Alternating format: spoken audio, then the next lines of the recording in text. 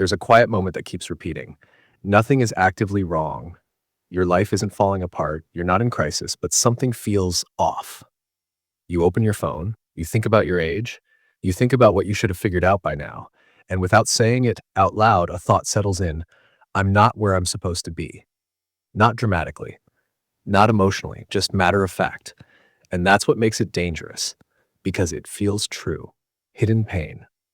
You don't walk around telling people you feel like a failure. You'd never phrase it that way.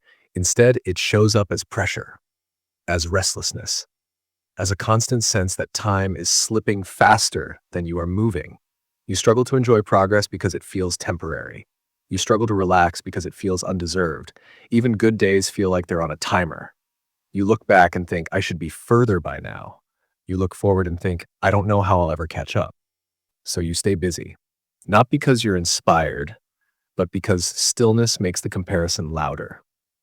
And the most confusing part, you can't point to a single catastrophic mistake. No obvious failure, just a lingering sense of underperformance, like you missed a rule everyone else understood. Here's what's actually happening beneath the surface. Your brain evolved to track relative position, not absolute well-being.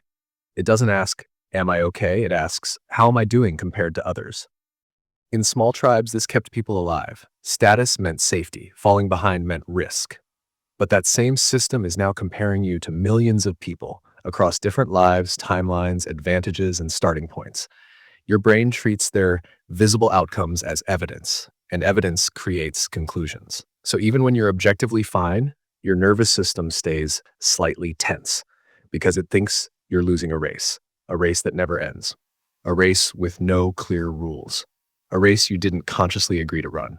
This is the shift most people never make. You are not failing at life. You are suffering from chronic self-assessment.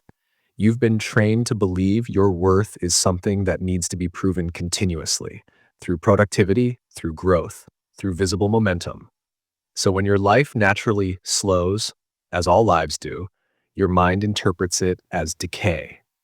But growth was never meant to be constant, and life was never meant to feel efficient. Imagine a stick man standing on a treadmill. The treadmill is labeled progress. At first, it moves slowly. He walks. Everything feels manageable, but over time, the speed increases. Not because he chose it, but because everyone else's treadmill did too. Now he has to jog just to stay in place, then run, then sprint. From the outside, he looks disciplined, focused, driven. From the inside, he's terrified of slowing down because slowing down feels like falling. At no point did he fail, but he hasn't stood still long enough to realize the treadmill was never the ground. There's another layer to this. Modern culture teaches you to confuse movement with meaning. If something doesn't look productive, it feels pointless. If it doesn't produce results, it feels wasteful. So you start optimizing your life like a machine, tracking habits, tracking output, tracking time. But humans don't experience fulfillment through optimization. They experience it through alignment. When your actions don't reflect your values, no amount of progress feels satisfying. So you chase goals that sound impressive, not because you want them, but because you think wanting them means you're doing life correctly. And when those goals don't deliver the relief you expected, you assume you are the problem. This is uncomfortable, but important. The voice telling you that you're behind is not the voice of truth. It's the voice of internalized pressure. Pressure from timelines that weren't built for you. Standards that don't account for context. Expectations that confuse visibility with value. You don't feel like a failure because you failed. You feel like a failure because you're trying to live up to a narrative that doesn't fit your actual life, and your body knows it. That tension you feel, that heaviness, that subtle anxiety, even on good days, that's misalignment, not incompetence. The stickman finally steps off the treadmill. Nothing dramatic happens. No applause, no collapse. He just stands there. At first, it feels wrong. Too slow, too quiet. But then something strange happens. His breathing settles, his shoulders drop, he notices the ground beneath his feet for the first time. He didn't lose progress, he gained perspective. This isn't about motivation, it's about awareness. First, catch the moment you turn your life into a performance review.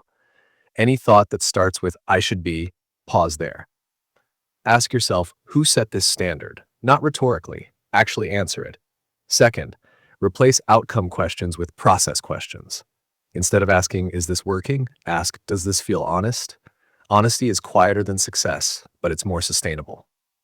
Third, redefine what a good day means. Not productive, not impressive, just aligned.